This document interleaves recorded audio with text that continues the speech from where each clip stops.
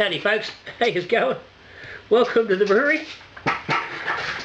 It's tasting day on the current version of the halftime bloodbath, the blood Orange Gose.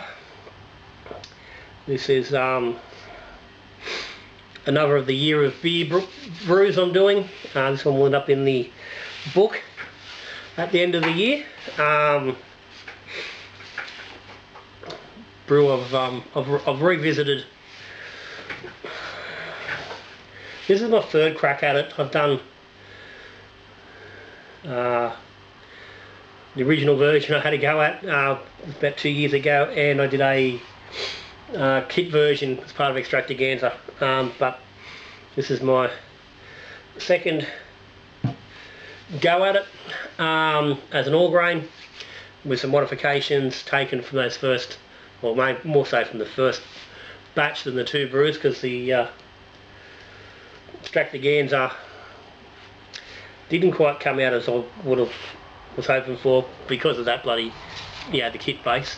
It is sitting in a keg. I've put some funky yeast on it.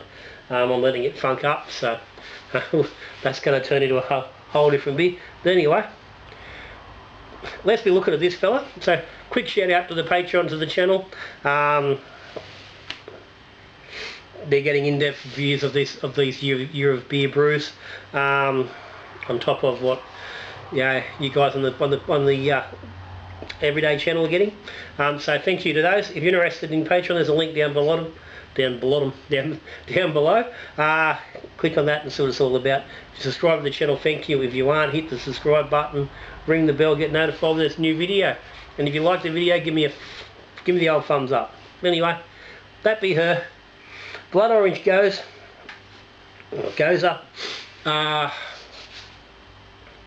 So typical Gose style, brewed with some Philly sour yeast. A fairly simple grain bill, and then added some blood oranges, about 2 kilos thereof, chopped up and added into the boil. With 2 kilos in this batch. The original batch was 1 kilo. This fella got extra to try and bring that level up. So original gravity on this fella was 1038. I think I might have been aiming for 1040. Finished at where did we finish?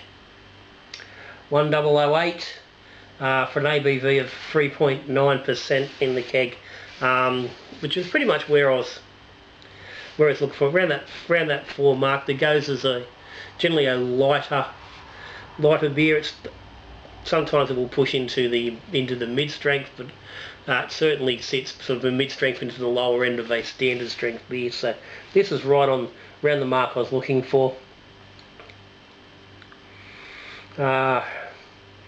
She's currently, I think I just worked out, it's 24 days old, so 3.5 weeks since she was kegged. It's starting to get some clarity, and the colour there's a very dusty pink sitting on that colour. It's hard to get it depending on the light. I don't know how it's going to show up with you guys there. It does show up nicer in the sort of the tulip shaped glass than it does in the straight glass. But then it also looks a lot cloudier as well. So anyway, smells nice. It's got the right sort of nose. It's got the sweet blood orange tone is sort of the first thing you're getting. You're picking up that Gose sort of a sour note on the nose. You're getting a hint of the saltiness. Let's get into it.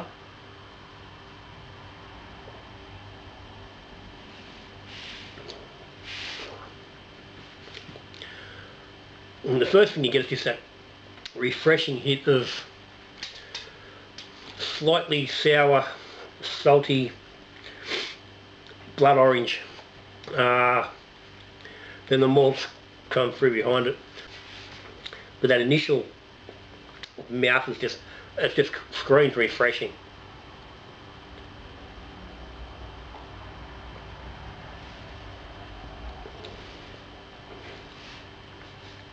The body's nice and light. There's enough sourness there that creates some interest in the flavour, and you know that you certainly know there's some sour, but it's not puckering, it's not mouth drying. It's certainly a sour beer that would not offend non-sour beer drinkers. Though I've not actually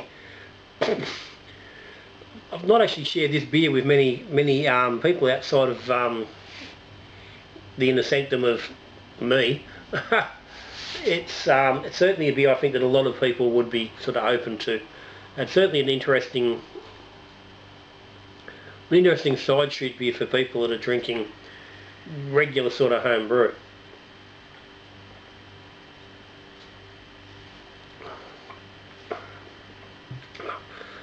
It's a bloody good beer. Coming on really nicely, and I'm really happy with how it's progressed this batch.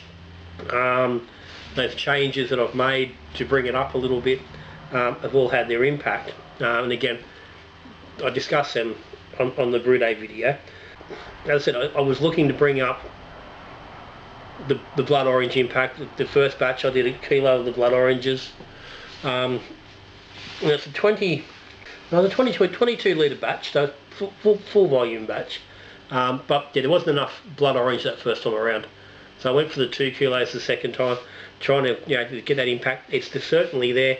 It's not overpowering. It's not like drinking blood orange juice, but you can certainly feel and taste that blood orange in there. The initial batch I thought was just lacking a little bit on the sour note. I raised the dextrose a little bit. Again, with the Philly sour, it uses the dextrose, the very simple sugars in the brew, to create the souring. Uses that to bring down the pH, and then continues to ferment the rest of the brew. So you control the souring by the amount of realistic amount of dextrose or sugar you have in that brew. I think, by memory, the original we got here is 7% corn sugar on this batch. I think the original was about 5%, and the reality is, for me, as much as this is sitting in a nice place, I said, for your everyday, you know, across the board drinker, for me, for really what I was after, I'd like just a little bit more sourness in it. So probably 8 or 9% across the board, just to bring it up. Certainly wouldn't hurt. 20% wheat in the brew. The balance, 73%, is just a base malt. It's actually, this was Voyager Compass. I think the beer itself would lend itself, I think, to being maybe more Pilsner based, even a split of, you know, 70-30 weight wise of being maybe Pilsner, and then being, you know, that ale base, so the Compass or a Schooner. I think that wouldn't hurt, just to bring it a little bit extra lightness, and pull back that wheat a little bit. Take 2% of that wheat out to get that extra dextrose to bring the sour up a little bit. I don't think that would hurt.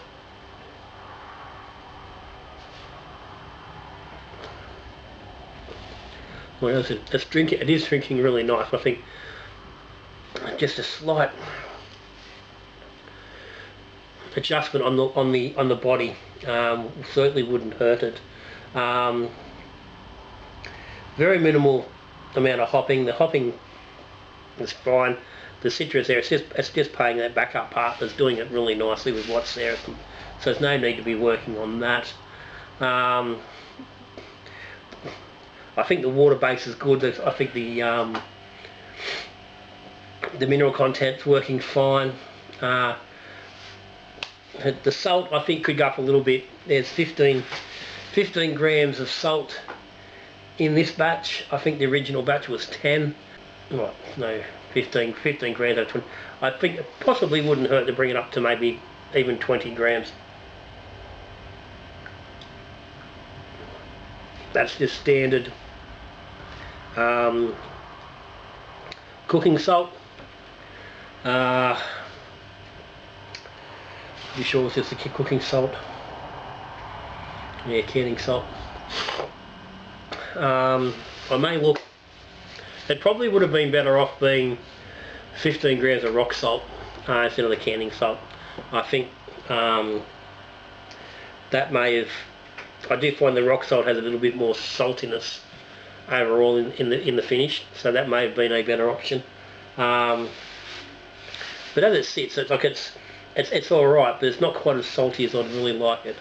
I like to recognise the saltiness on the Gose, and like look, as I'm sitting here now, and as the mouth is drying between mouthfuls, the saltiness is sort of lingering, but I wouldn't mind just a little bit more.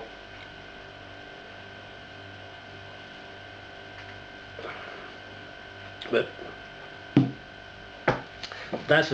that I'm really happy with.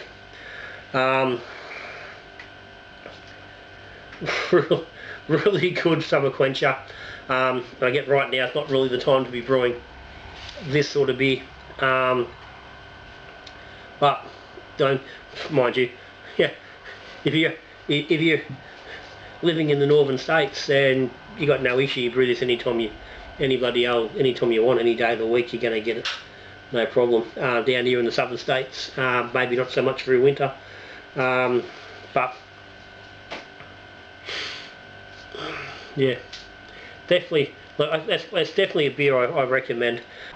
If you're not a big fan of sours, you know, but yeah, it's worth having a crack at because it's not real sour. I said you could make it a bit more sour, but as it is, it sits quite nicely.